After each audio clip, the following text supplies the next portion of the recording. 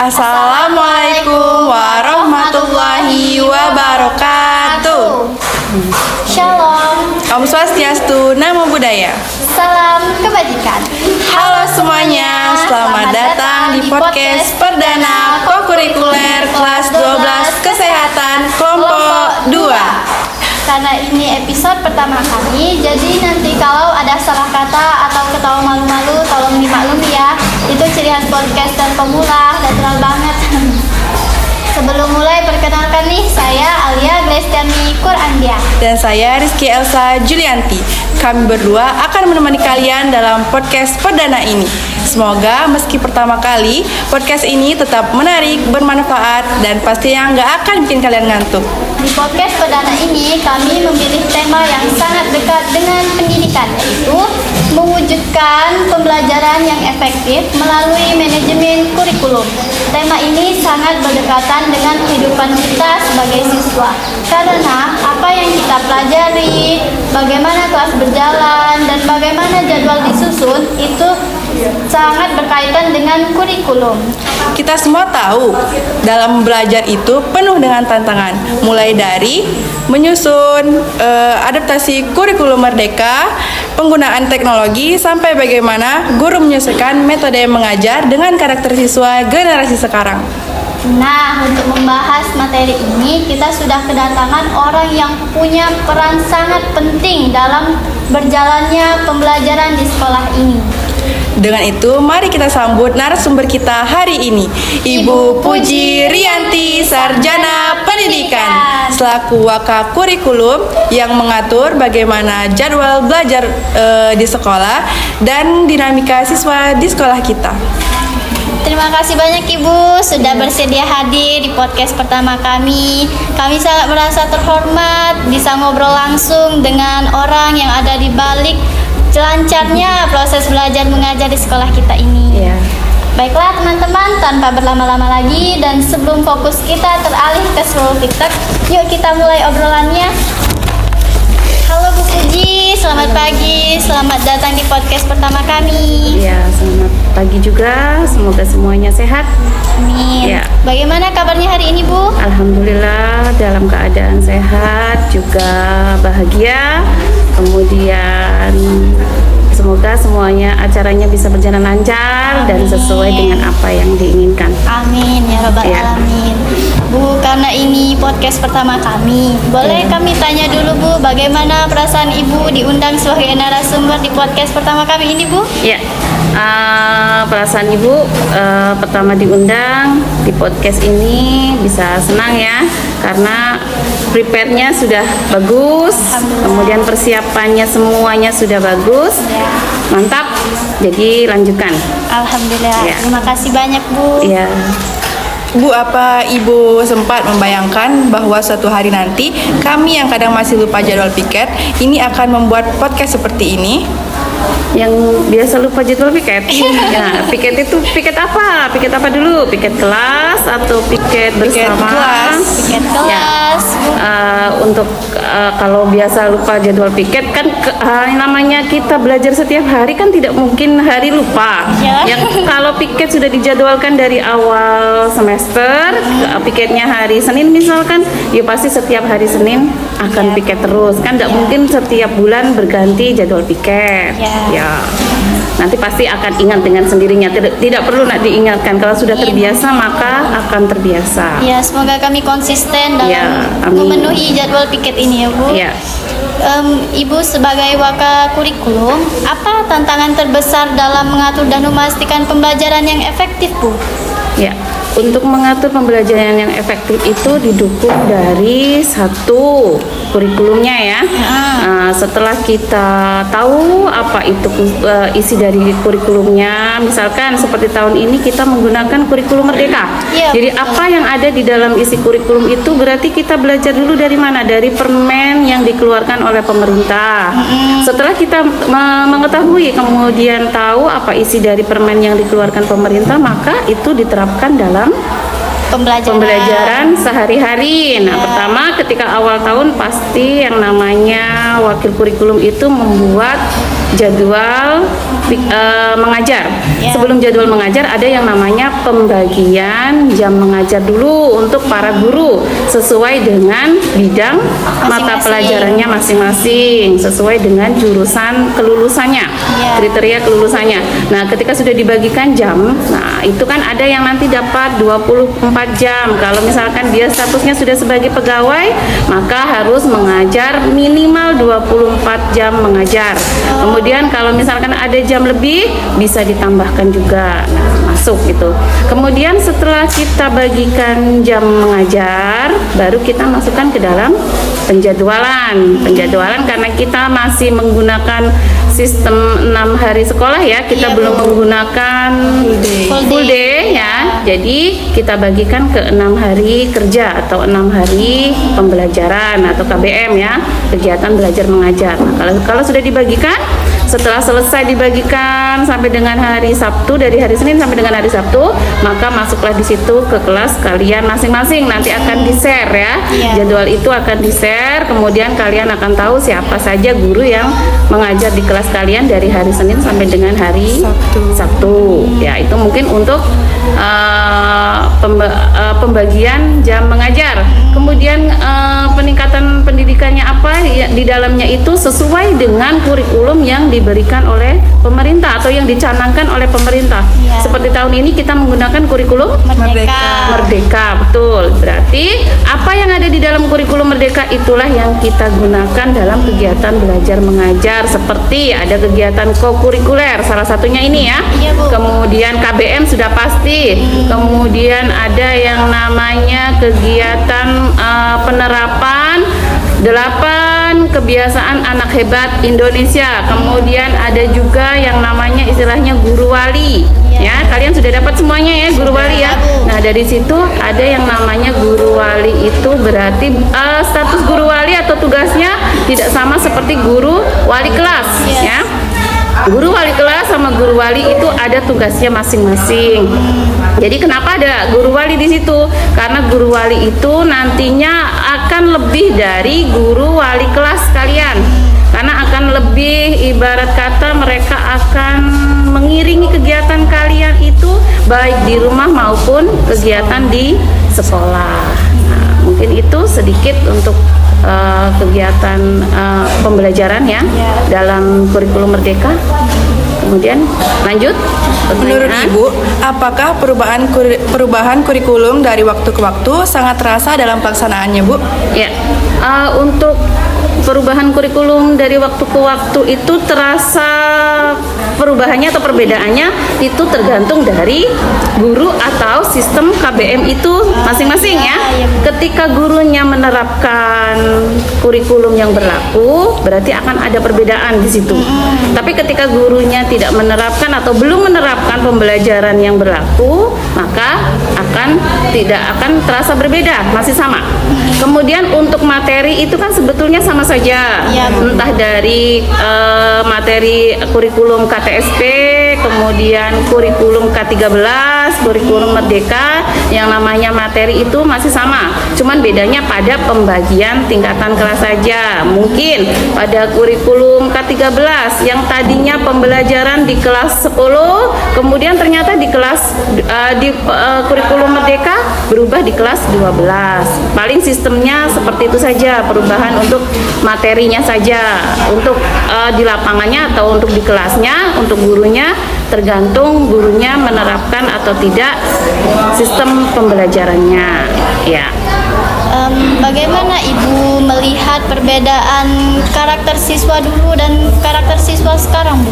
Ya, ini jujur ya Ibu ya, berarti tidak ada yang Ibu tutupi karena Ibu sudah kurang lebih hampir 14 tahun mengajar ya. Perubahan karakter itu sangat jauh, apalagi setelah kita COVID-19 selama kurang lebih 2 tahun COVID itu ya. Nah, dari situ terciptalah atau terbentuklah suatu generasi siswa di mana mereka, kalau biasanya orang-orang mengatakan kebanyakan itu korban COVID ya. Iya, Bu. Nah, korban COVID itu karena mereka hampir kurang lebih 2 tahun itu tidak KBM itu tidak berlangsung. Iya, Jadi benar. mereka banyak belajar di rumah Iya, ya. iya. Akhirnya banyak ibarat kata itu pendidikan moral sama pendidikan formal yang ada di lingkungan sekolahnya kurang. Akhirnya terjadilah yang namanya degradasi moral atau penurunan moral siswa. Nah, moral siswa bisa kalian lihat nak, ya. Apalagi kita bisa lihat di keseharian siswa, kalian bisa lihat sekitar lingkungan kalian ya. Yang zaman dulu siswanya kalau diomongi sekali nurut, ya, tidak yang namanya melawan, tidak malah balas membentak, ya, tidak ibarat kata ketika mereka sekali ditegur, oh berarti saya salah, kemudian berubah. Tapi setelah kesini, setelah lulusan siswa COVID ya dari SMP kan, siswa COVID itu kemudian sekolah ke SMA, akhirnya kan guru SMA bertemu, kemudian akhirnya mereka ada yang namanya istilah penurunan atau degradasi moral, di mana mungkin dengan guru lebih melawan, seperti kita bisa melihat di media sosial sekarang ini ya. Di media sosial ada yang namanya siswa ditegur kepala sekolahnya karena merokok, ternyata tidak terima, kemudian lapor ke orang tua, tapi ternyata orang tuanya ini malah mendukung anaknya ya bersalah atau merokok, kemudian akhirnya imbasnya kemana? Satu sekolah kena imbasnya semua. Iya, sampai nggak diterima lagi ya Bu, ke Sampai universitas. sampai ada boykot, universitas tidak akan menerima siswa 3 tahun lulusan 3 tahun dari SMA tersebut. Nah, itu salah satu contoh kenapa terjadi penurunan ya, penurunan degradasi moral. Selain itu juga ya nak, sekarang karena kita yang namanya skincare dijual bebas ya. Iya. Ya, skincare dijual bebas, tidak seperti anak zaman dahulu. Ketika anak zaman dahulu mungkin yang namanya skincare itu masih dibatasi oleh BPOM, masih dibatasi. Kalau belum masuk BPOM belum boleh keluar atau tidak boleh Pakai. diperjualbelikan, disosialisasikan, dibeli, ya itu kan. Nah, untuk sekarang ini banyak sekali yang namanya produk-produk skincare yang mungkin abal-abal atau dijual bebas, nggak lagi masuk BPOM. Akhirnya untuk siswa banyak yang mudah membeli ya, mudah membeli untuk siswa perempuan. Kalau siswa cowok tidak mungkin ya. Tapi apa ada juga siswa Ada cowok juga, pakai, Bu, ada tapi juga ya, cuman sedikit. mungkin mereka pakai pelembab atau pakai ini ya. Nah, itu juga bisa berubah. Pasti kan siswa zaman dulu, zaman dahulu kan tidak ada yang make hampir selengkap siswa zaman sekarang ya. Jadi itulah salah dua penurunan atau perbedaan degradasi moral siswa. Kemudian pelanggaran tata tertib. Mungkin kalau yang namanya bolos sama anak seperti anak zaman dahulu juga mereka senang membolos.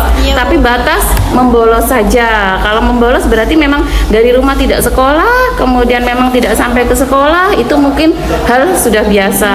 Cuman banyak perbedaannya, salah duanya itu tadi ya, make up, kemudian moral siswa terhadap guru lebih melawan dibandingkan dahulu ya.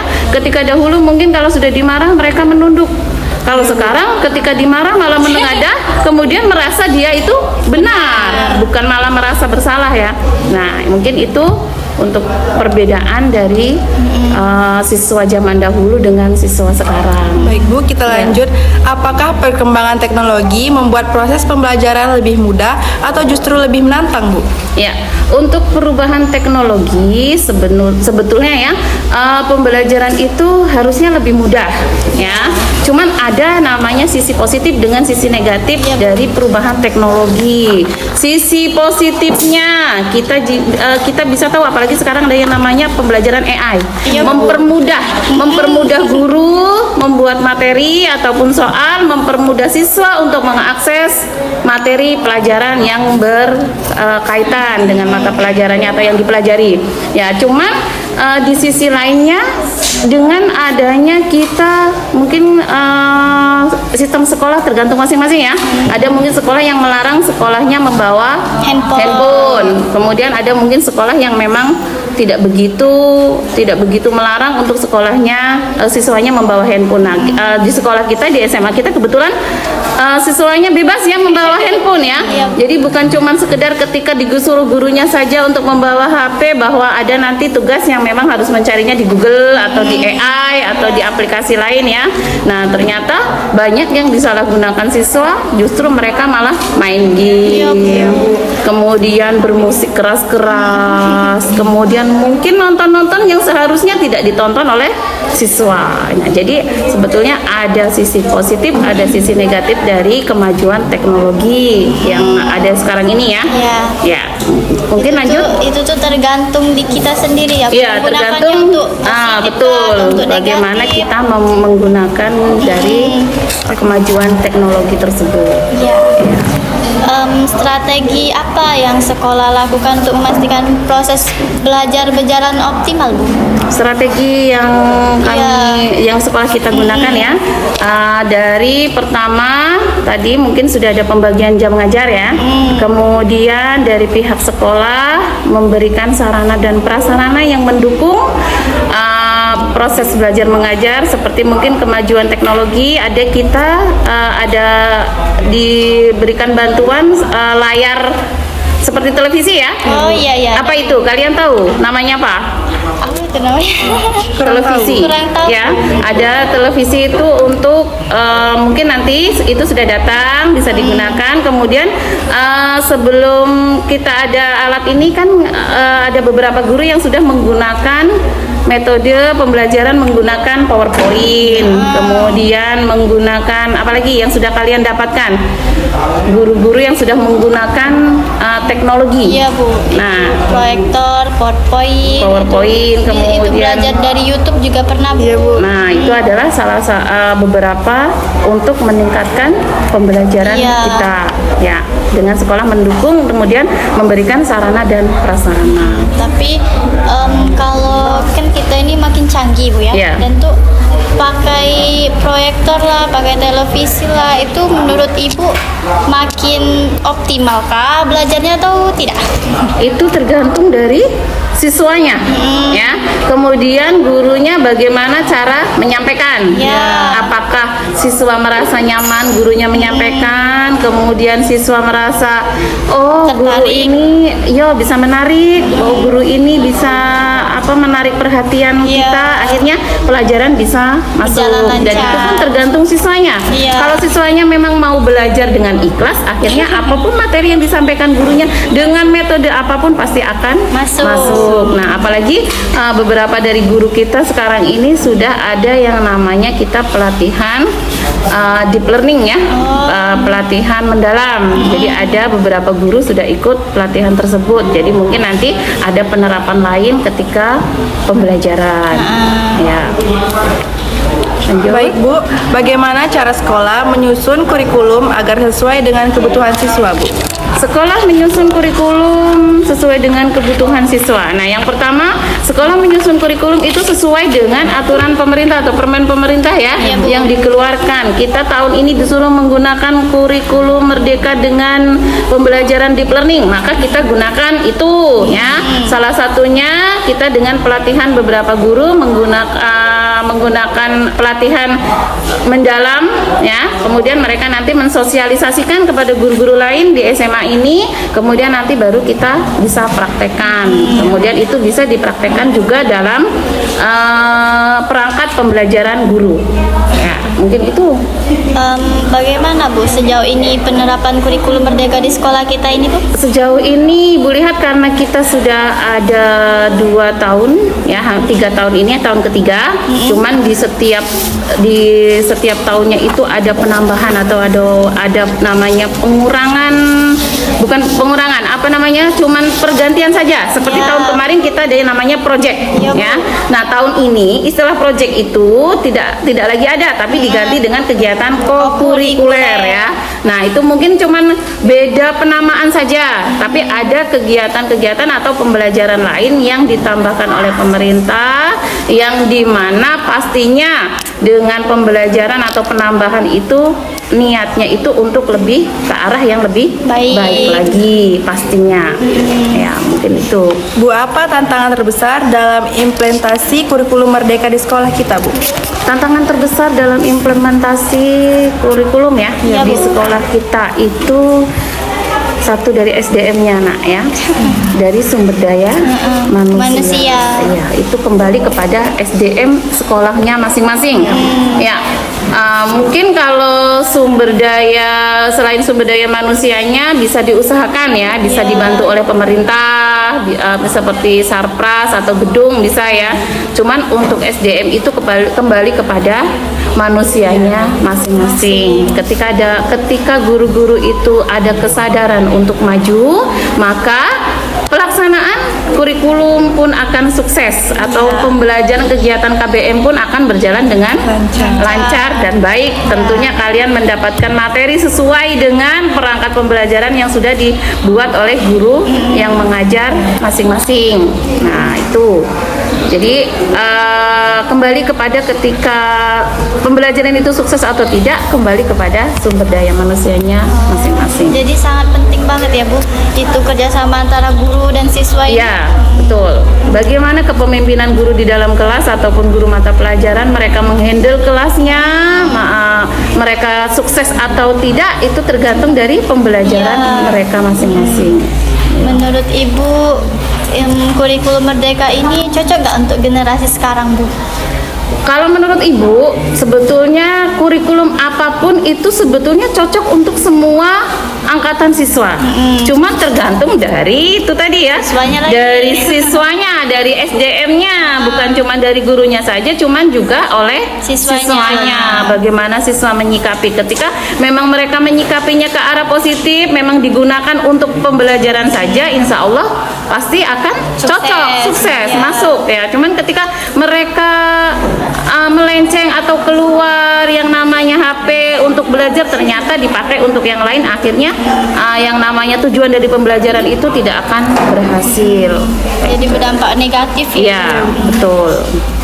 Apakah sekolah kita memiliki strategi khusus untuk membantu siswa yang lambat menangkap materi, Bu?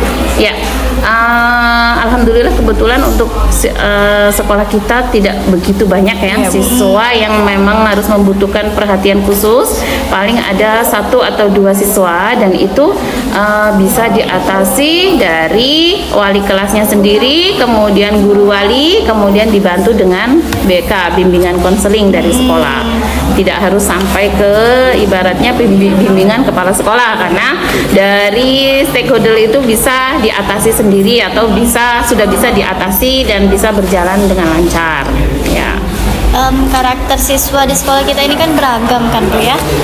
Pernahkah Ibu menghadapi karakter yang beragam-beragam itu? Bagaimana cara Ibu menghadapinya? Ya mungkin kalau karakter siswa lebih banyak ke bagian kesiswaan ya. Iya. Cuman terkadang di sini Ibu walaupun Ibu kurikulum, tapi Ibu juga membantu menertibkan siswa. Nah, untuk siswa yang ada di lapangan atau siswa yang ada di sekolah kita itu karakter mereka ini terkadang uniknya itu unik lebih ke arah aneh ya. Ya, karena apa? Ketika mereka sudah sekali 2 kali ditegur ya, terkadang ada perubahan, tapi ada perubahan itu perubahannya itu mungkin karena perubahan tidak dari hati atau tidak ikhlas. Iya, Bu. Akhirnya balik lagi sebentar, cuma balik lagi. Iya, ngulang lagi. Jadi membutuhkan kesabaran dari guru-guru untuk terus menegur siswa. Jadi tidak cukup cuman sekali 2 kali ditegur. Kemudian uniknya lagi ada siswa yang dimana dia rajin ya, dia itu mungkin lebih menonjol dari kawan-kawan yang lain ya, akhirnya rajin kemudian justru lebih aktif. Iya. Nah, jadi berarti di sini ironis ya, yang pendiam lebih pendiam, tambah pendiam, kemudian yang aktif tambah aktif, tambah banyak bertanya, jadi akhirnya tidak terjadi keseimbangan. Cuman itulah uniknya siswa ya. Iya. Jadi kita yang namanya sebagai pendidik atau pengajar harus bisa menerima kondisi siswa apapun di dalam lapangan atau di dalam lingkungan belajar mengajar ya, itu. Bu, bagaimana cara Ibu memberikan perhatian yang adil kepada setiap siswa, Bu? Adilnya dalam hal Menghadapinya, Bu. Iya, Bu. menghadapi Iya. siswa, memberikan Ini seperti nasihat, pengertian. ketika mereka ada masalah. Iya. Memberikan hal keadilan untuk siswa. Ya, kalau ibu ketika memang hal tersebut hal keadilan itu biasanya kan dalam permasalahan, suatu permasalahan ya. Kalau ibu menghadapi siswa itu ketika mereka mungkin ada masalah atau mungkin ada berurusan dengan guru ya, kita cari latar belakang kenapa masalah itu terjadi. Iya. Nah, setelah kita tahu latar belakang kenapa masalah itu terjadi, baru kita mengambil keputusan. Iya. Jadi, walaupun ibu seorang guru, ketika ada siswa bermasalah atau siswa dengan guru bermasalah, tidak langsung membela salah satu pihak ataupun langsung menyalahkan salah satu pihak. Sama juga ketika siswa mereka ada masalah, ya, kita tidak memihak salah satu, tapi kita bertanya sama-sama, dua-duanya ditanyakan sebetulnya latar belakangnya apa yang terjadi. Nah, ketika setelah tahu latar belakang masalah yang terjadi itu, baru diputuskan bagaimana cara menyelesaikan masalah tersebut tentunya dengan adil pastinya. Ya. Sebelum mulai obrolan, boleh Bu kita istirahat sebentar? Mungkin Ya. kita terima santai kasih. saja, Bu. Iya. Tapi walaupun podcast kita santai, yang pastinya membawa banyak manfaat. Bu, ya. Amin. Ya, amin ya rabbal alamin. Boleh Bu diminum, rotinya boleh dimakan. Terima kasih.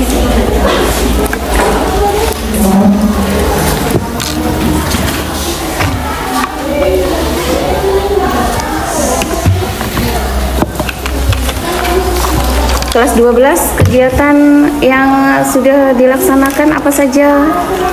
Baru kokurikuler. Iya, Bu, baru kokurikuler. Sudah Ya, ini. persiapan kalian mau ujian kemarin TKA sudah selesai. Sudah.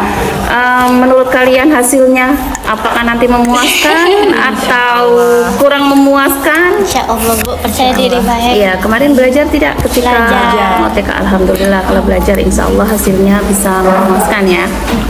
Ya. Boleh dimakan dulu Bu, kalau Ya. ini kita Terima nggak apa-apa Bu, kasih. santai aja. Iya, ibu minum saja. Karena ibu sudah kelebihan berat badan, jadi ibu diet ya. Jadi ibu minum saja. Nggak apa-apa Bu, yang penting Iya. sehat ya kan. Iya, amin. Boleh kita lanjut Bu? Ya, lanjut. Bagaimana Ibu mendorong siswa agar membangun kebiasaan belajar yang konsisten Bu? Karena kan sekarang ini banyak siswa yang malas, kadang yang moralnya turun itu Bu. Iya. Itu gimana Ibu cara mendorongnya? Kalau ibu ya, kalau ibu lebih memberikan himbauan kepada wali kelas dan guru ya, guru kelas ya. Kemudian bukan cuman mereka saja, dengan ibu sendiri pun melaksanakan atau melakukan hal yang sama, yaitu dengan cara selalu mengingatkan siswa tanpa merasa lelah. Karena siswa itu tidak cukup sekali dua kali diingatkan, harus berkali-kali. Jadi seorang guru pun harus belajar ikhlas dan sabar. Iya, itu. Baik Bu, kira-kira menurut Ibu apa penyebab terbesar turunnya motivasi belajar siswa, Bu? Ya. Kalau menurut ibu ya, menurut ibu turunnya motivasi siswa belajar yang pertama itu faktor gadget. Ya, betul yang sekali, pertama Bu. faktor gadget, karena mereka tidak ada yang, hampir seluruh siswa tidak ada yang tidak punya yang namanya handphone ya. Ya. Apalagi handphone kalian bahkan lebih bagus lagi dari handphone guru kalian ya. Jadi kalian pasti merasa tertarik dengan handphone dibandingkan kalian bersosialisasi dengan orang lain. Yang pertama kalau di rumah dengan orang tua. Ketika kalian pulang pasti rata-rata masuk kamar sudah megang HP. Tidak peduli lagi dengan lingkungan, jarang ngobrol dengan orang tua. Nah, itulah akhirnya menjadi faktor penghambat dari siswa berkembang. Kemudian orang tua juga ya, orang tua mungkin sudah kurang perhatian lagi dengan anak. Karena mungkin dengan kesibukannya masing-masing ya, akhirnya orang tua tidak bisa lagi mengontrol kegiatan anak di rumah. Ya, akhirnya itu yang tidak membantu juga siswa kurang belajar dengan rajin. Ya, itu. Padahal kerjasama antara orang tua dan sekolah itu sangat penting ya, Bu. Iya, untuk berkembangnya bukan cuma anak. sekolah saja yang harus Iya. memperbaiki akhlak dan pendidikan siswa ya. Orang tua juga mendukung. Ketika kalian di sekolah, kalian datang dari pukul 7 sampai dengan pukul 1 berapa jam di sekolah? Dari 7 sampai dengan 6 jam. 1 berapa? 6 jam, Bu. 6 jam 7 jam ya di sekolah. Sedangkan di rumah sisanya dari 24 jam diambil 7 jam berapa berarti?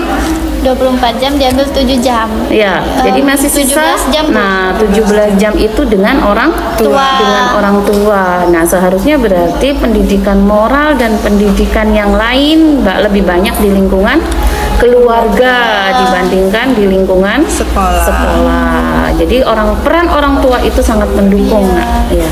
Tapi kalau orang tuanya pun tidak mau berperan, Bu, ya susah ya, Bu. Iya, kalau orang tuanya tidak peduli dengan anaknya, cuman mengandalkan sekolah saja, akhirnya itu tidak akan sukses. Iya, Anak betul, Bu. tidak akan berhasil dan Tidak akan akhirnya nanti berkembang. orang tua pun akan kecewa. Bagaimana masa depan pendidikan di era teknologi yang berkembang pesat saat ini, Bu? Ulangi, bisa diulangi? Bagaimana masa depan pendidikan? Masa depan pendidikan yang di era teknologi di era sekarang teknologi sekarang ini. Kalau Ibu lihat, kalau masa depan pendidikan di era teknologi sekarang ini sebetulnya itu mengarahnya harus bisa lebih positif. lebih baik lagi ya, lebih ke arah yang positif, dan pemerintah harusnya bisa sukses mencanangkan apapun kurikulum yang dilakukan oleh dinas pendidikan ya. Cuman itu tadi tergantung dari SDM-nya sendiri ya. Kalau untuk kedepannya yang namanya dunia pendidikan pasti diambil kebijakan mengarah yang lebih baik ya. Mereka pasti orang-orang yang berkecimpung dalam dunia pendidikan itu pasti sudah menggunakan observasi lapangan untuk menciptakan kurikulum baru atau terobosan baru untuk dimasukkan dalam dunia pendidikan, pastinya ke arah yang lebih baik lagi. Iya. Bu, menurut Ibu, apakah teknologi bisa menggantikan peran guru suatu hari nanti, Bu? Kalau menurut Ibu, teknologi tidak bisa 100% menggantikan peran guru ya.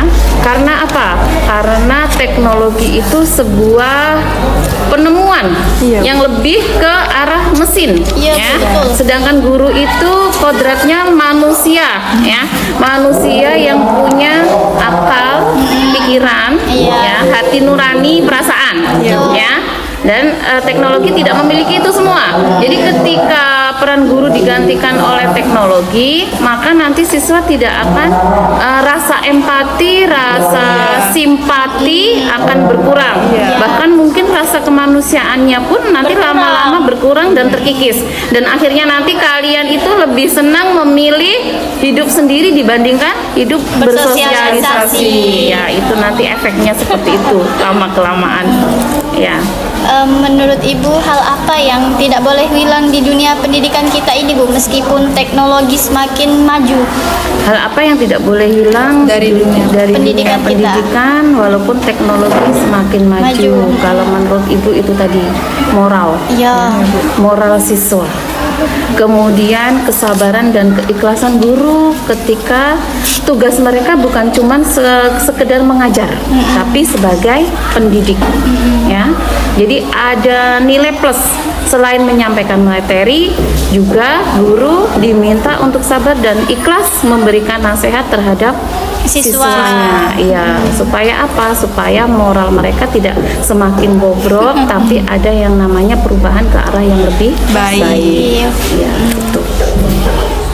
Mungkin dengan ketika guru mereka lebih sabar, lebih ikhlas, jadi kesiswa kan mereka akhirnya yang namanya kita membuat perubahan itu kan harus ada kesabaran. Ya, ketika kita tidak sabar, pengennya siswa melakukan kesalahan kemudian harus langsung berubah, ya tidak akan terjadi ya.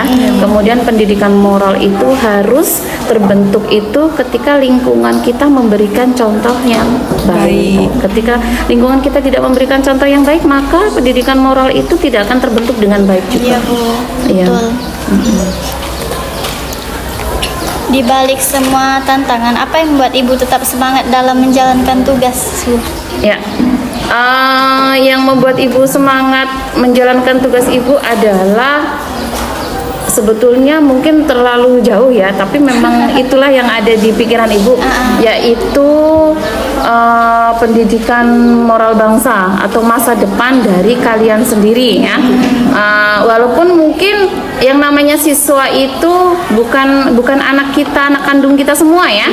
Cuman sukses tidaknya seorang guru mengajar itu ketika siswanya itu menjadi manusia yang bermanfaat di masyarakat.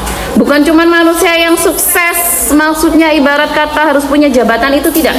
Tapi siswa-siswa yang ketika mereka lulus sekolah nanti mereka bermanfaat dalam keluarga dan masyarakat, itu kami sudah merasa senang ya. Dengan itu saja sebetulnya seorang guru itu sudah merasa, oh aku sudah sukses mendidik anak. Mereka dengan mereka bermanfaat di dalam masyarakat, kemudian tidak ada yang namanya ketika diberitakan, oh mantan siswa sekolah A maling sawit, mantan sekolah A mencopet di pasar. Dengan tidak adanya berita-berita seperti itu, kami sebagai guru sudah merasa bangga dan bersyukur bahwa siswa-siswa lulusannya bisa sukses semuanya. Amin. Semoga kami kedepannya bisa menjadi bermanfaat bagi masyarakat. Amin ya rabbal alamin. Itu harapan kami pastinya. Iya. Bu, apa pesan apa yang ingin Ibu sampaikan kepada kami sebagai siswa, Bu?